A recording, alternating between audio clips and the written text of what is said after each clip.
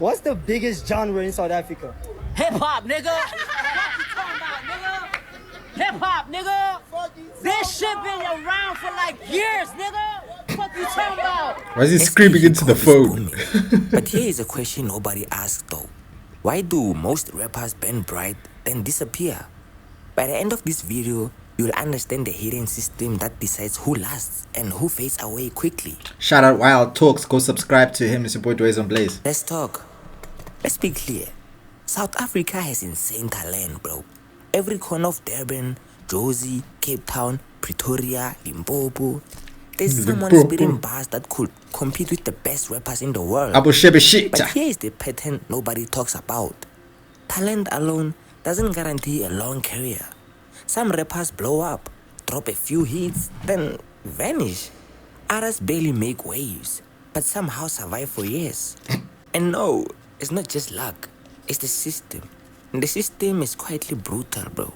Talent is not enough to survive. Facts. In this game. You could be the most talented, you could have the most credentials, you could have the most numbers. All that doesn't matter if you're not gonna be firm and strong and you're not gonna be able to push back and go against the grain. You know what I mean? It's not gonna matter. Like, the industry is really a lonely place where you have to fight yourself or people will take your position. Because you need to understand that while you're sleeping, somebody's thinking about how they're gonna take your place. Someone's cooking. When a rapper goes viral Like in MT South sleeping Africa, on stage. it Others are cooking while you sleep on stage, MT. often looks like success. The song is everywhere. TikTok, clubs, radio, YouTube, everywhere, bro. Suddenly, everyone thinks that artist has made it. But the truth is, that moment is only the beginning of the real test. Because the SA hip-hop industry doesn't operate like the American one. No. In the US, artists often have massive label support, global distribution, and strong touring circuits. And in We have none of those. SA, bro, many rappers are basically running their entire careers alone. And when the hype fades, the system reveals itself. At the end of the day, we got talented artists who are just as talented as artists in the States and vice versa. Okay. You know, it's not really a talent thing. Yeah. I think it's more just, you know, we don't have a sway in the morning. We need one. You feel me? got one now. But we do have talented DJs and we do have talented, you know, people and radio stations trying to do the best they can with the size of the industry. The first hidden problem Sway's busy saying we got one now. Sway, where you at, bruv? Come back. in SA hip-hop is something called the hype sucker. Fans love discovering new artists, but they rarely stick around for long. A rapper drops a hit, everybody celebrates. But instead of building a long-term fan base, the audience quickly moves on to the next exciting name. This means artists ain't competing for loyal listeners. They are competing for temporary attention. And attention is the most unstable currency in music. Today I just want to talk about how South African hip-hop is at a point where looking like the music is coming in very, very fast and not really lasting, if I'm being honest. Many of those reasons is because lack of presence from the artists in themselves. But also I think partly we can also assume the blame as the audience or as the consumers of the music. During the course of this week, I actually put out a tweet saying that a Kane Keat project, there was the Kindly Nash project, those projects have essentially come and gone, and there hasn't been, don't forget a Small Minus project, life charged into those projects. Maybe even the guys are not even charging life into the music. They're not even promoting the music the way that they should. Like, they are losing out on the basics, and those basics could easily be like having a very crazy rollout and releasing a lot of visuals for the bodies of work, but that hasn't been the case for a lot of these projects. So I don't know what we need to do differently. I don't know. My guess is as good as yours, but all I did was try to bring the conversation to the fore. Look, my thing is, when it comes to that, I think artists really need to get into this place of understanding that you need to build yourself a cult following. I think a lot of artists just want to get in the game, drop hot stuff, get brand deals, you don't understand that what actually carries you in SA hip hop is a fan base that will never leave you. Brand loyalty, bro. That's the only thing that can, sustain you in this game. Now, that comes with consistently dropping music. People don't even consistently drop in SA. And for the ones that do consistently drop, I feel like they're consistently dropping okay music. Music that's just here today, gone tomorrow. And then when you call them out on it, they are sensitive about it. They're emotional. They don't want to take accountability. They don't want to be critiqued. They just want to cry and say you're hating. So now they just want to be glazed for whatever mediocre work they give us. So already, that's already something that's messing up them building a cult following. Because the people that build cult followings listen to their artists. They don't think they're better than the fans. A lot of these guys think they're better than the fans. They're celebs. They're cool guys. They're too cool to interact. The people who built cult followings, your Lil Peeps, your XXX Tentaciones, even your A Reeses at a time, these people were really touching the fans, bro. They really had a genuine connection with their fans. They weren't just like, oh, here's my music, you guys go stream it. That's not how you build a cult following. If a lot of these guys could understand how to do that, I think hip-hop would be in a better place. But I feel like it starts at what do you want as an artist. A lot of these guys just want motion. They just want to be on. They just want to say, I'm the hottest trapper, I'm the hottest thing. People have lost the passion for the music now. For the actual music. Actually, like, I want to make some life-changing music. They've lost that. It's all about clout. Somebody like a Cooper. Cooper's doing what I would say is closest to what I'm talking about. Cooper's building a cult following. Because Cooper really has something special with his fans. Or he at least really built something solid. So that's why Cooper's being carried by this cult following, because he's even going to number ones, bruv. Labels are struggling to get hip-hop to number one. Cooper went to number one like this. Cult following, bruv. Uncomfortable truth is lack of collaborations. Even Maphorisa said it. SA hip hop guys need to work together. This camp thing isn't working. And these are the words by one and only DJ Maphorisa, who is the leading man in Amapiano, and it's true. You guys sticking to your own cliques and not working together is making the sport diminish. We aren't being excited because exciting things aren't happening. In many global hip-hop scenes, artists work together constantly. Collaborations create shared audience. But in SA hip-hop, many artists operate in separate bubbles. Instead of building movements together, everyone is trying to stand alone. Exactly. Which means when an artist's hype fades, there's no strong network to keep them relevant. There's no community. There's no community in the game anymore. Everybody, like even the people who are friends and see each other frequently, they don't even work together that often, bro. It's just like hip-hop is an individual sport now. It used to be a team sport, bro. At some point... what the hell? At some point in the game, hip-hop used to be a team sport. Now it's just turned into this thing where everybody is an individual and they have their own little clique and unit and they're going to push like A lot that. of people also keeping stuff to themselves, and with the way the market is, we don't need to do, well, we do need to do it. We need to have a lot of cross collaborations. You need to have a lot of younger artists who are coming with a different market, mixing in with older guys like me who have an older market and a different type of stand. You need to have a lot of that. In America, they've figured out a way how to, cross markets as much as possible to make the product, as big as possible. Yeah. We haven't really got there yet because everyone has a similar, target market. For years, Facts. critics have accused SA hip-hop of something controversial. They say many artists imitate American rap culture, the flaws, the aesthetic, the slang, sometimes even the lifestyle. And while there's nothing wrong with global influence, it can create a problem. I feel like SA hip-hop doesn't have its own culture, bro. Like, yes, it's hip-hop, but it's like there's nothing that I could say really makes SA hip-hop stand out from hip-hop overseas. Like, there's nothing where you can come to SA hip-hop. Like, you can come to piano and you can look and see, okay, I can see where these guys differentiate. But when it comes to SA hip-hop, it's like an extension of the US, bro. It's just a branch of the US. It's not necessarily SA hip hop is its own thing. Yeah, well, it just feels like an extension, right? While there's nothing wrong with global influence, it can create a problem. If music feels too imported, local audience struggle to connect deeply with it. Like rappers out there, artists out there, creatives out there, we need to start owning what belongs to us as a South African. Like, if you're South African and you're doing whatever you're doing, own it, so that even for us, when an American plays something and we say, oh yeah, man, that's up there, that's us. But right now, if we were to play something and an American plays it, he could be like, ah, man, this guy's from the Boulevard, man, this guy's from Brooklyn, we're like, nah. Can I just add, and I feel like that's why South African hip-hop music just drowns in the international space, because we don't have a distinct sound. But something interesting has started happening recently.